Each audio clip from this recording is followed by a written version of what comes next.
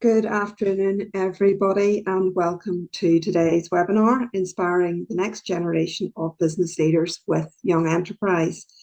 I'm delighted that you've taken the time to join us today as we take an exciting step forward in the Ulster Society's commitment to supporting our local schools across Northern Ireland. And special thank you to Young Enterprise, our partners today, for contributing their time and expertise to the event.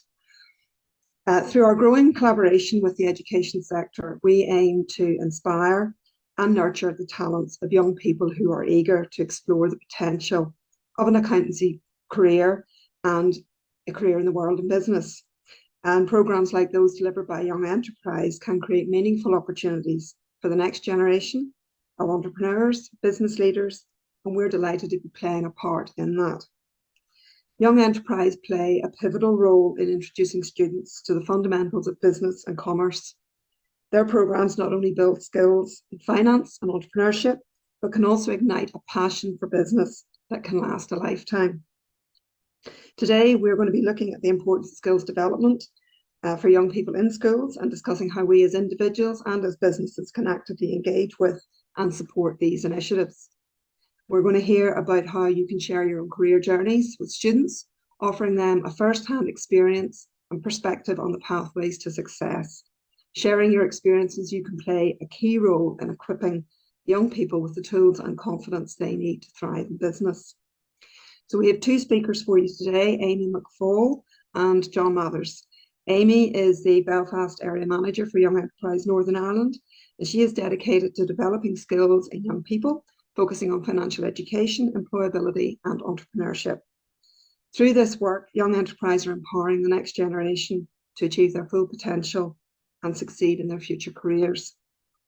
Many of you will know John as the Honorary Secretary of the Ulster Society and Head of Barclays Corporate Banking in Northern Ireland. John has a good deal of experience with Young Enterprise, both as a student and just a little bit more recently as Vice Chair of the Board of Governors at Banbridge Academy. John is a great example of the type of career that Young Enterprise Programme can help to inspire. As always, in these webinars, we're keen to have your input, and we welcome any questions you might have for Amy and John. So you can go ahead and enter your questions into the Q&A box at the bottom of the screen at any stage, and we'll put them to the panel after their presentations. So with that, I'd like to once again welcome you all to the session. And I'll hand over to our first speaker, Amy McFall from Young Enterprise. Thank you. Okay, so hello, thank you so much for taking the time to come and listen to us today speak about future entrepreneurs and entrepreneurship. As my introduction said, my name is Amy and I am the Area Manager for Young Enterprise. I've worked for Young Enterprise for 3 years. Before that, I trained in a PCGE in post-compulsory education, and I started in Young Enterprise as a learning manager, so going out day to day and delivering programs to school. I still do that in my role as an area manager, but I work a lot more now with the entrepreneurship programs and the students who take part in those programs.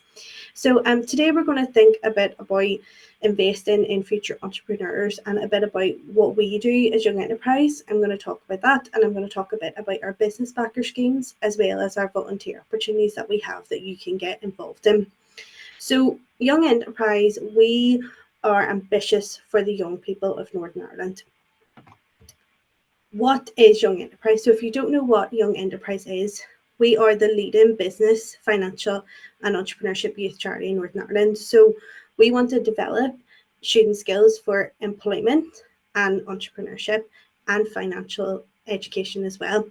And as a charity, we believe that young people are the future entrepreneurial thinkers, leaders, and founders that will grow our economy.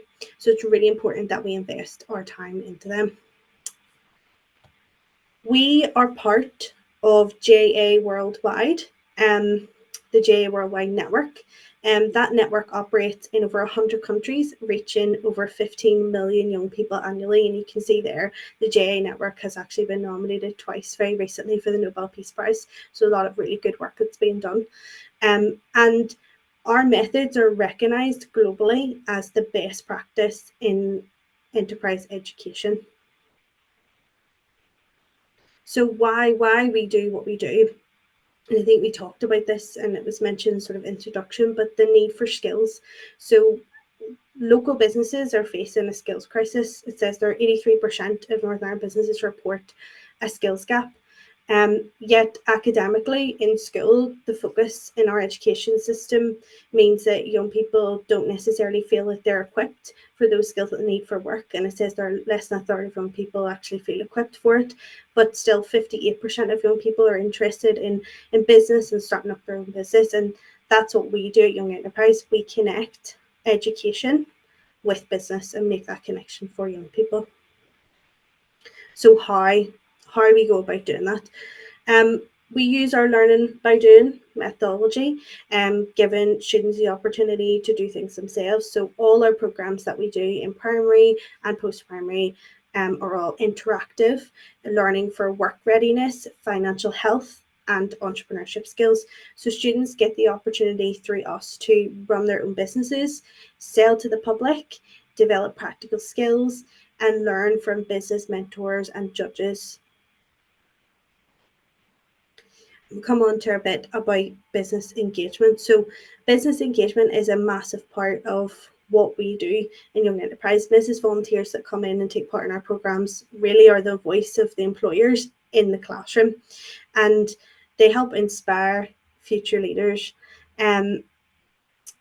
Providing your insights about skills, about career pathways, and the range of employment opportunities that are available and out there.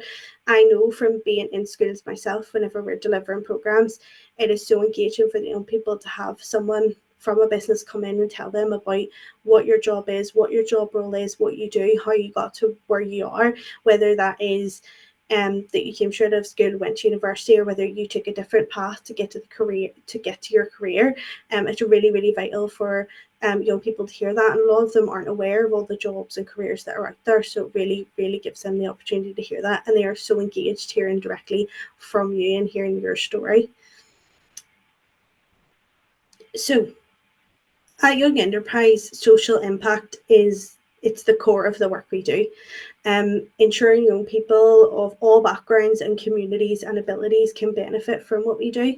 You can see over half of our sessions take place in schools in the areas of some of the greatest social economic need. And what we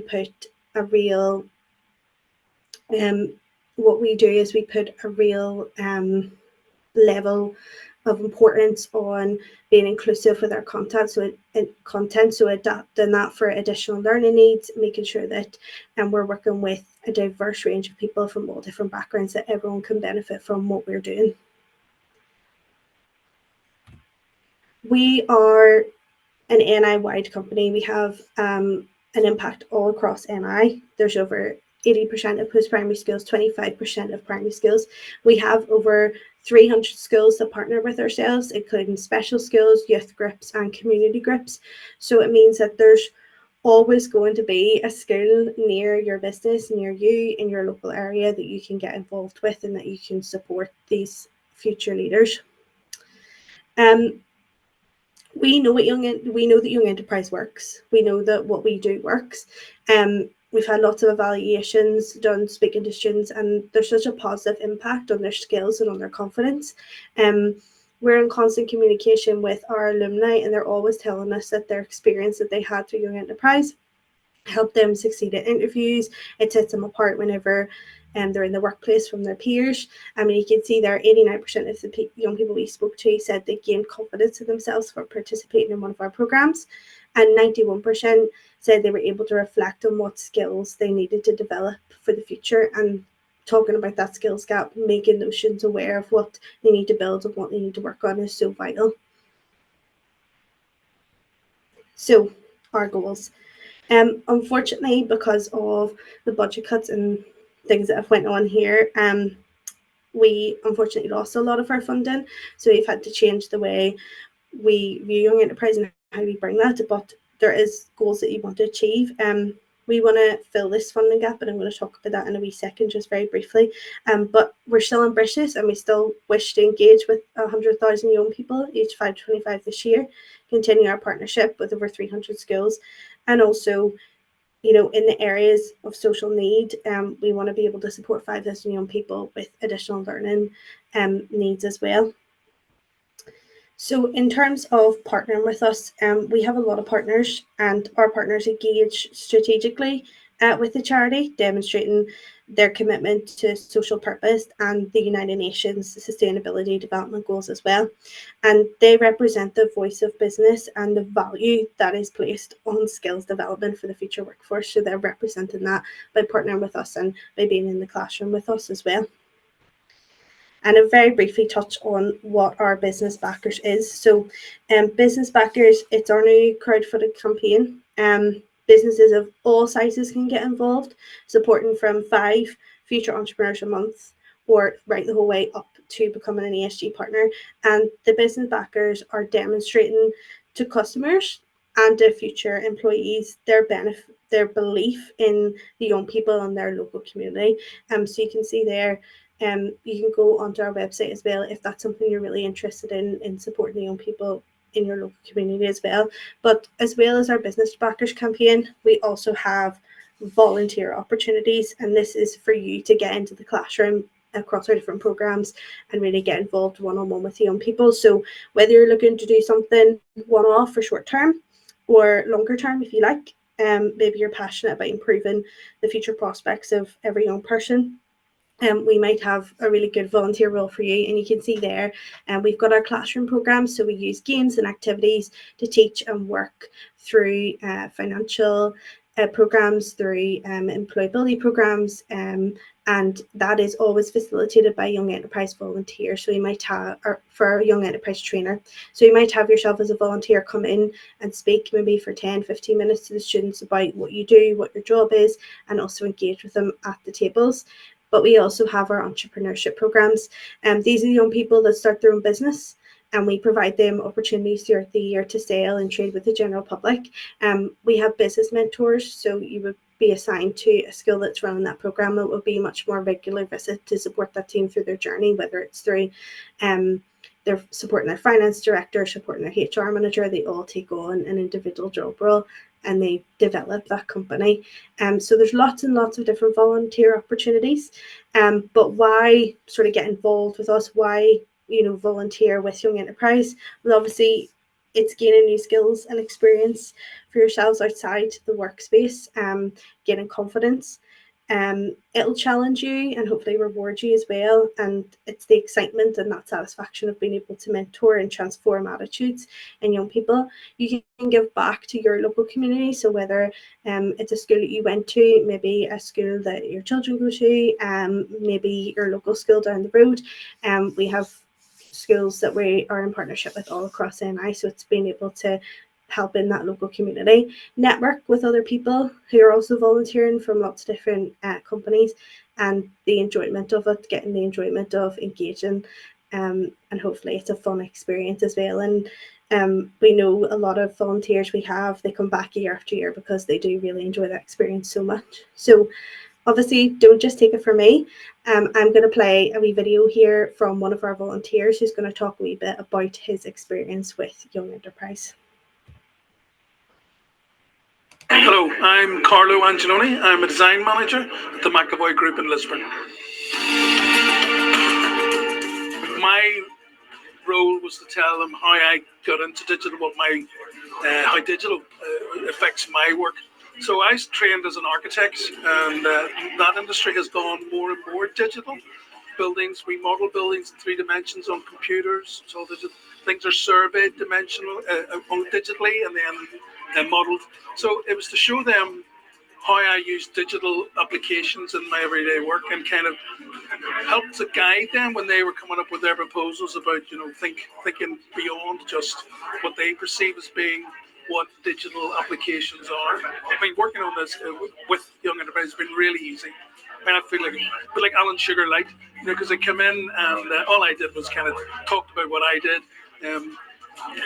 The kids came up with their own ideas for what projects they were going to develop and present, and then I just listened to them, and they were all very engaged with it. I find I'm really impressed with how the young people were kind of tuned in and wanted to kind of express their ideas and and get feedback on what they've done. I think Young Enterprise is doing wonderful work, putting young people in contact with real world partners, in various strands of industry, and not just mine. But I think getting that link to what is in the real world is vital, especially at this stage. The last few years at school, where it's becoming more and more, kind of helps them to get focused on what's in the world and what they're going to do with their lives when they come out and what the possibilities are.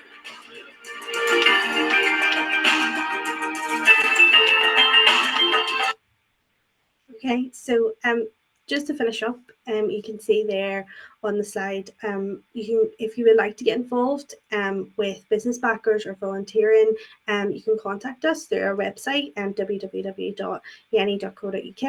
There's a section for business backers and for volunteering as well, but we would love to see you get involved with the work that we do, and to create those future entrepreneurial thinkers, leaders and founders here in Northern Ireland. So please do get in touch if you'd like to find out more, and thank you very, very much for listening to me today.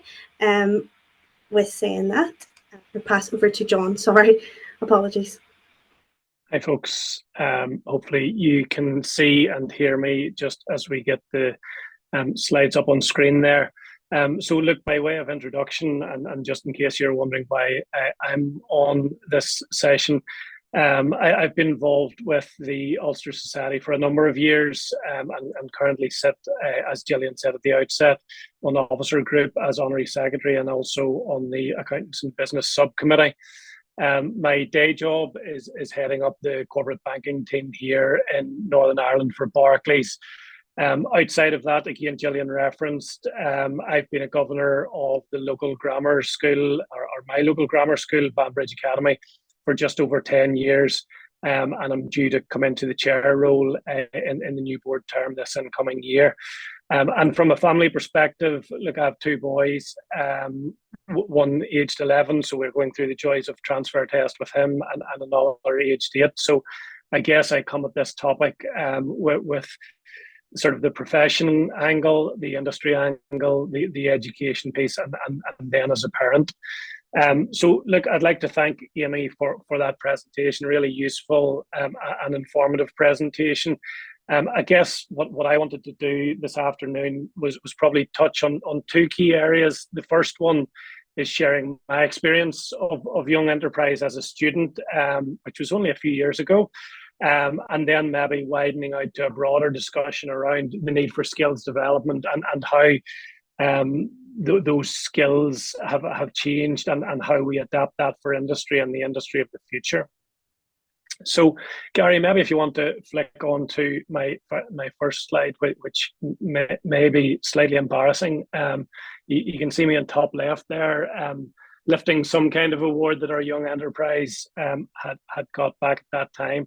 And I'm just also conscious that many of you listening in on the webinar will probably have your own experiences of Young Enterprise. I'm sure some of you have been involved with it in the past, and I would just encourage you, even if you don't have a question, if you have an observation or feedback on your experience in Young Enterprise, drop that into the Q&A, and we can maybe expand that in the panel at the end. But just coming back and following on from Amy's presentation, as I say, I wanted to share my own experience of Young Enterprise. And through my involvement in Banbridge Academy, I'm often asked back to do careers presentations or interview skills and stuff like that. And I've got a standard presentation, and whenever I talk about my own career, I always have the first box that my career started with a company called Limited Edition, and that was as part of the Young Enterprise program in Banbridge Academy. So by way of background, to me, my father was a farmer, my mum was a teacher, and we had no sort of finance professionals or business people in the family kind of thing. So I very much attribute, I suppose, getting involved in business and getting involved in finance to the Young Enterprise program. So it would have been the entrepreneurship program that Amy referenced that I was involved in my lower 6th year at school, and had the opportunity to get involved in that. So look, just for those who maybe haven't been through that, look, I've scribbled down a quick sort of sketch of what we've done. We started off, we sold shares in the business, and I still have my old annual report from the company. So I looked back and I saw that at the time we raised £250. We went through a process of establishing our company goals. We done our market research, and we decided on a product to make. It happened to be wooden jewelry boxes, which you can just see in the bottom left-hand corner of that bigger picture on the screen there. We appointed our team. We had a head of HR, a production director, marketing, quality, sales, and finance roles all covered, and sort of those role specifics were all set out. We obviously got into production. We made our product. We attended trade fairs. I remember one in particular in Rushmere Shopping Centre. We got several awards. At one stage, we explored the possibility of exporting to Estonia, albeit we didn't quite get to that. And it was a really great experience, and I suppose it's easy just to rattle off those things that we worked through and that we've done. But as a kind of 16, 17-year-old, getting involved in that and getting exposure to the makeup of a board table and the different roles, and I did actually pull out that old annual report, and we talked about the different fallouts that there were around the table, and we had one person who was put out of his role, and how you manage that conflict and all. It was a really great learning experience, and I have no doubt it was the planting of an early seed in the world of business for me. So as you can see from the photo archive, it was clearly a few years ago. And looking at the makeup of the company there, diversity and inclusion clearly wasn't as hot a topic back then as it is now. But Claire, who's in the centre of the picture there, was able to hold her own amongst a group of 9 boys. And just as an aside, I wonder how many on the call can remember Frisps. I see they're long gone now. Amy touched on different advisors coming in from industry, and I guess despite that experience being some 30 years ago, I still remember that our advisor who came in was a lady from Moygashill Fabrics, and I guess you still have that feeling of appreciation from that company who give up their time to support a group of young people and try and inspire them in the road of entrepreneurship. So look, that was some 30 odd years ago, and Banbridge Academy and many other schools, as Amy outlined, continue to introduce young people to entrepreneurship through the Young Enterprise Programme. To give you a feel, over recent years, our companies at the Academy have designed, manufactured and sold products ranging from scented keychains to personal attack alarms to hand warmers. There have been a variety of experiences for those that have made it to the Northern Ireland finals at one end of the scale, to those at the other end of the scale who were left with virtually all of their stock unsold as COVID-19 hit us. But all have had the experience of setting up a company, working with others, and navigating the world of business. St. George's Market hosts the Young Enterprise Market now, and participants also complete an assessment that is examined by Ulster University Business School, and many of our students have come away from that with distinctions, which, as Amy touched on, places them very well for job interviews. The Academy is one of 6 schools across Northern Ireland to have received a Centre of Excellence designation from Young Enterprise. So I guess I would encourage you, if you're involved with a school or you're involved with a business, I would really encourage you to take on Amy's advice and consider getting involved with Young Enterprise. Personally, I find it extremely rewarding, but also for the development of skills in our young people. I think it's a great programme, and I am a huge advocate of it. One piece which I worked on a number of years ago was a working programme which was set up by Business in the Community, and it was around shaping our young people through education to make them fit for industry. And I guess, I've said that I've probably done a bit of a 180 turn in my view, and I suppose coming at it from an industry perspective, I would have been very much in the space that education needs to change to shape our young people for industry. And bringing my hat of education on, I sort of think now actually industry needs to help and industry needs to be involved there, because industry is evolving so quickly. And an education from a kid starting primary school to leaving secondary school, you're talking largely 20 years, and that's a big ship or a big tanker to try and turn to adapt to the changes in industry. So I do think it's incumbent on the industry to get involved with education and try and shape and develop some of the skills that I'm going to go on and talk about. So Gary, maybe if you slip on to my next slide. In this bit, look, I just wanted to touch on, as I say, the wider skills and the development of skills, and how that's crucial for young people in today's rapidly changing world. So look, as you can see from the quote on the screen, the World Economic Forum has predicted that by 2025, which is clearly only a year away, half of all employees will need reskilling due to technological advancements. And we'll touch on some of that as we go through the presentation. Now, there's plenty of fear mongers out there who say that AI is going to replace lots of jobs, and I have no doubt that will be true, and job roles will change, and some job roles will not exist in the future. But equally, I have no doubt that there will be new job roles created, and those that will be best placed to take advantage of those new job roles will be those who have embraced skills development and been inspired to do so through programs like Young Enterprise. So look, throughout this presentation, I want to touch on, firstly, the importance of skills development, secondly, the types of skills needed, and then looking at how young people can effectively develop these skills. I hope through this, you would see how your company can maybe become involved and encourage this type of inspiration and opportunity for young people to develop their skills. So Gary, if you move to our slide just around changing the world of work.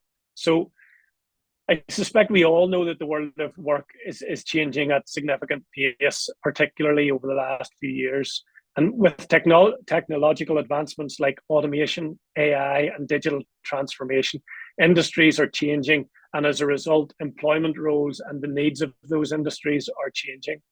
So if we look at some of those technological advancements, traditional jobs are evolving.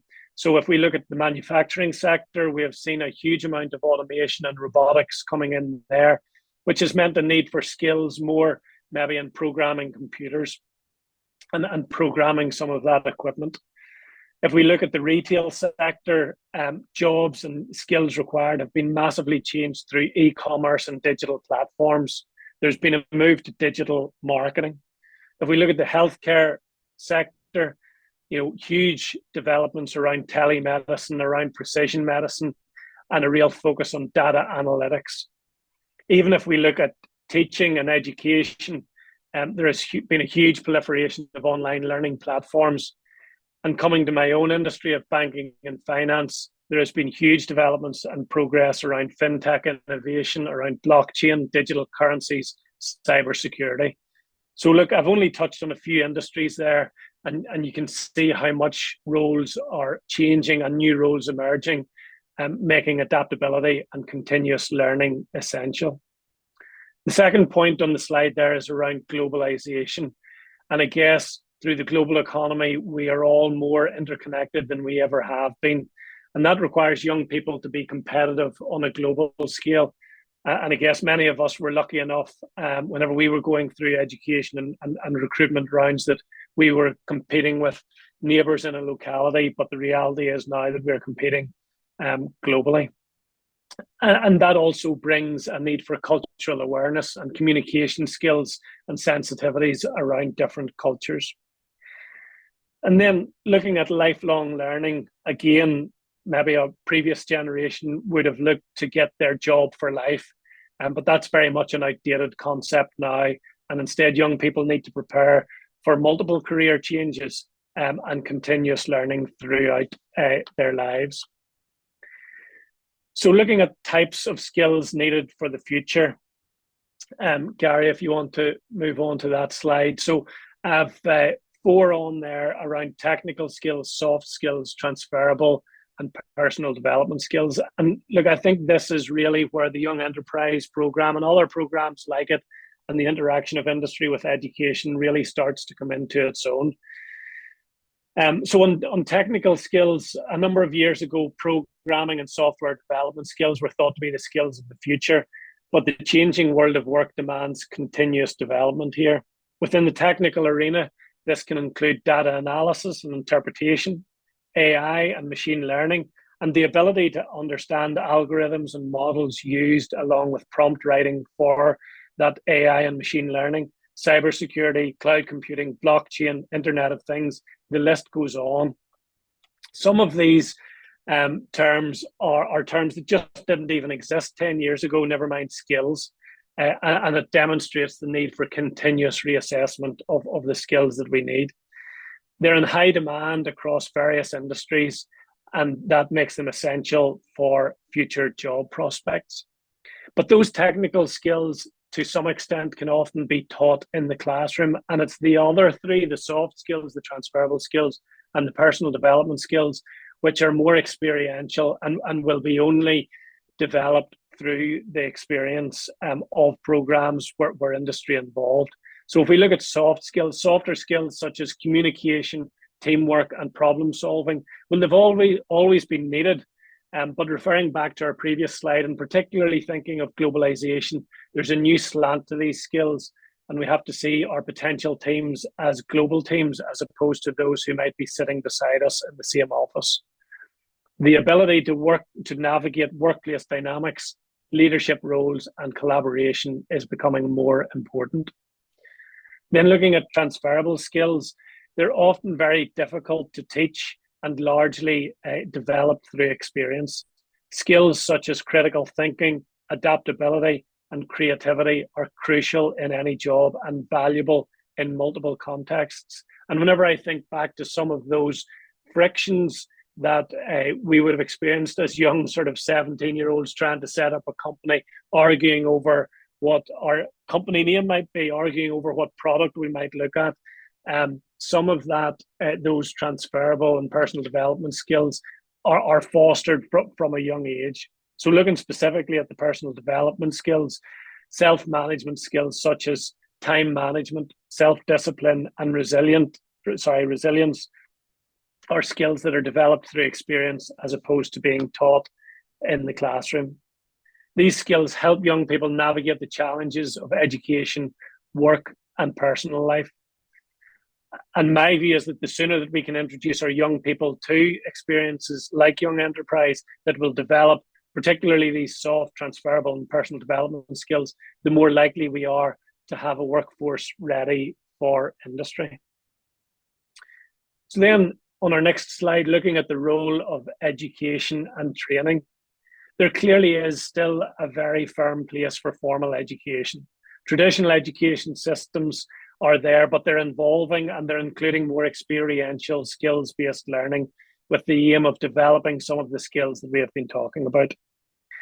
While schools are developing this, it is important that we, both as parents and industry leaders, embrace educational pathways that offer practical skills such as vocational training, apprenticeships, and hands-on projects.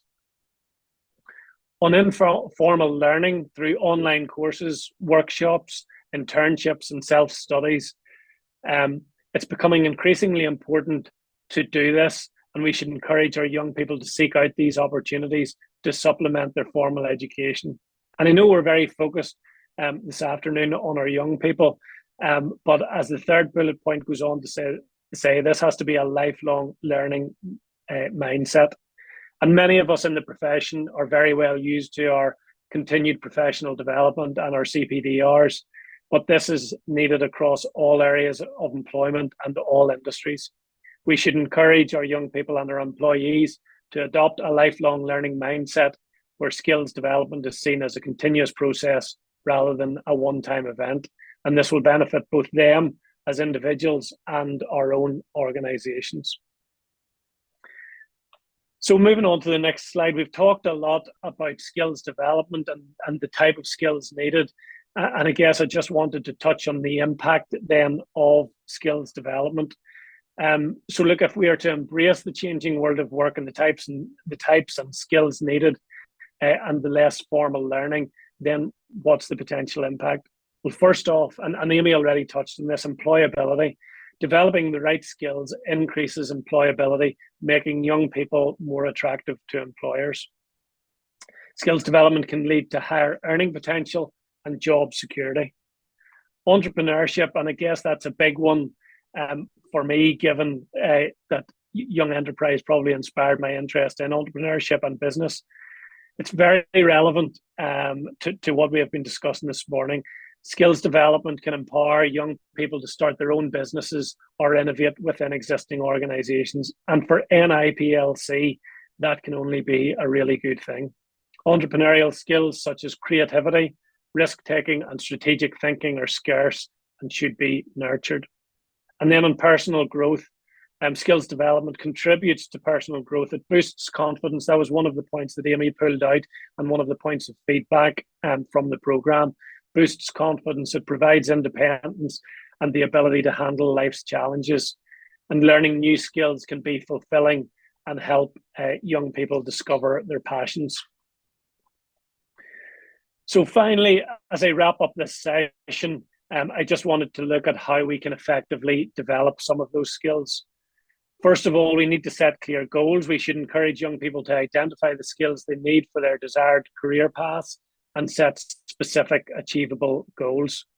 Creating a personal development plan that outlines the steps needed to acquire these skills can be really beneficial, and committing it to paper can both help the thought process and make it feel more of a personal commitment. Then taking advantage of resources. I guess never have we had more resources at our fingertips, and there's a complete abundance of resources and online courses for skills development, including mentorship programs and networking opportunities. The use of both free and paid resources will help build a well-rounded skill set. Then it's always important to seek feedback and reflect. Feedback from peers, from mentors, from educators, trying to identify what our strengths and areas for improvement are. And whilst we all regularly say this, the most important thing is that we act on the feedback by reflecting on progress and adjusting the strategies as needed. So on the last point there around practice and application, hopefully you have picked up this theme through the presentation. Skills are best developed through practice and real-world application, and we should be encouraging participation in internships, volunteer work, projects, and other practical experiences. So on my final slide and conclusion, I'm not sure if this quote is attributable to anyone, but it's one that I came across, and I think it summarizes what I've been trying to cover. The importance of skill development, the types of skills needed, and how to effectively develop them. This afternoon, we have been focused on the work of Young Enterprise, and I believe the programme offers a great introduction into entrepreneurship and the world of work, whether that is as an entrepreneur or as an employee in a business. As professionals, whether in practice or in business, we have opportunities to support this by getting involved and supporting. And I would encourage you to pick up with Amy if you're interested in taking that forward. So look, that wraps up my presentation, and I'm now going to hand over to Gillian, who's going to host a Q&A session if we have any questions. Thanks, John, and thank you, Amy.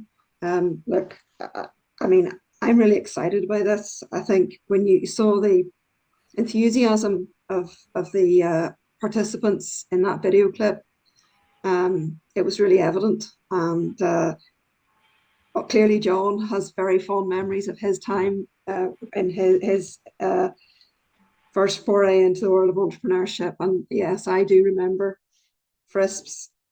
It's good to see that the Marses are still going strong. But I guess back then, John, it was, what was it, a Mars a day helped you work, rest and play. So not maybe so much now. So look, folks, if you do fancy channeling your inner Alan Sugar and inspiring our future entrepreneurs, I would really encourage you to reach out to Amy. I think our members are really well placed to help our young people to develop in those areas that John was talking about, soft skills, transferable skills, personal development skills. And I guess, Amy, just to reiterate, I think you touched on it in the presentation, time commitment. Just remind us what we can commit to as a minimum to get involved, or even on a more enduring basis, please. Yes, of course, not a problem.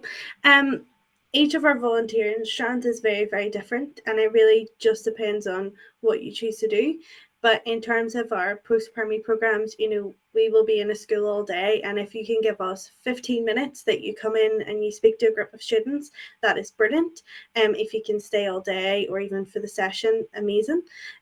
But we also have those entrepreneurship programs as well, which would be a much heavier commitment. So that would be, week on week or every other week, meeting with that group of students for 30 minutes, 40 minutes during their lunchtime or after school to support the development on their entrepreneurial journey. So it really does vary, and it means that there's a lot of flexibility there for everybody, no matter what way you want to get involved. Yeah, and just again, to think back to Amy's presentation, one of the points, you can get involved in your own local community. You don't have to travel very far from home. Young Enterprise has a wide reach across Northern Ireland. So, minimal time commitment, minimal travel commitment. And, I think I would add as well the personal benefits that you get from volunteering are not to be overlooked. Volunteering is proven to be really beneficial to those who are doing it. So I think it's a win-win situation. And Amy, are there any access NI checks or anything like that required, or how does that work? So if you are going in to speak into a post-primary school or a primary school on a one-off basis, you do not need an access NI. But if you were going to take part as a mentor of one of those entrepreneurship programs, if you were seeing students regularly, so typically if you were in the same school more than 4 times, we will do an access NI for you. So we cover that as well. Okay. Thanks, Amy. And John, I mean, you talked about COVID there. You touched on, obviously it's impacted so many of our young people. I guess as a parent looking back to, the impact it had on school formals and driving tests and exams. I mean, how do you think it's impacted obviously on the young entrepreneur group that year in terms of their stock, as you mentioned, but do you think it's had a broader impact in terms of their skills development? Yeah, I think it has, and I don't want to overplay that, because we need to be careful that we don't sort of almost write off a generation, right? So what we need to do is identify, there is an issue here, and how do you support that, and how do you develop that? So if we think about those skills that I talked about, communication skills, teamwork skills, collaboration, managing conflict and all, what is that? You do that when you're in a room with people, okay? You don't do that whenever you're sat in a bedroom on a screen, or in a living room or in the kitchen on a screen. So look, I guess like we are seeing, in terms, we're recruiting in Bargees at the minute. I mentioned at the start, I help do interview skills at the academy, and I have seen in both of those scenarios, a generation of kids who are coming in who don't have confidence, who struggle to make eye contact whenever they're doing interviews, who are absolutely capable in a technical perspective, but actually they have missed out on some of that. So, I think, what do we do around that? Well, then actually we give them all the more opportunity to catch up on that now, and that's exactly what we're talking about here. So, look, as I say, in preparation for this webinar, I pulled out the old annual report from the limited edition company from 1998. My goodness. And I read down through it, and I sort of thought, on one sense, I thought, my goodness, what a nerd I was, sitting writing out role profiles for HR directors at the age of 7, and stuff like that. But you read on, and you sort of smile back to those memories where you had a bit of conflict, and somebody didn't want to make this product, and somebody did, and like actually reflecting back on it, you didn't realize it then, but the skills that you were developing in that room with those people, were skills that you carried forward with you. So, sorry, I'm rambling on here, Gillian, but to get back to your question, absolutely, I think, look, if our young people for a period of time were confined to their homes and their rooms, which was the case, that can't not have an impact on your social skills and those transferable skills and all what we have spent talking about. So, this is exactly the kind of program that we need to address to get our people up and ready for the world of work. Have I seen it? Yes, in terms of interviewing for Barclays, in terms of doing interview skills at the academy. I have seen that lack of confidence and that piece just where they need brought out of themselves and develop that. So, yeah, hopefully that answers your question. Yeah. Okay, John, thank you. I don't think we have any other questions in the chat. So look, just to reiterate, folks, I'd love to see a few people get involved in this. It'd be great to give something back, and the statistics that Amy had put up at the start about skills shortages and work readiness were reflected in our own survey, our own Ulster Society survey earlier in the year. So it is a very real issue. So look, just a reminder, the website is www.yeni.co.uk, and you can go on there to register your interest in volunteering or in business backing. And if you forget that, then do give us a shout at the Ulster Society, and we can remind you.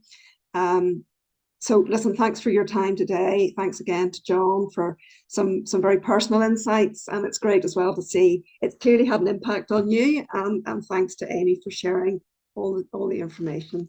Okay, enjoy the rest of your day, folks, and hope to see you soon. Thank you.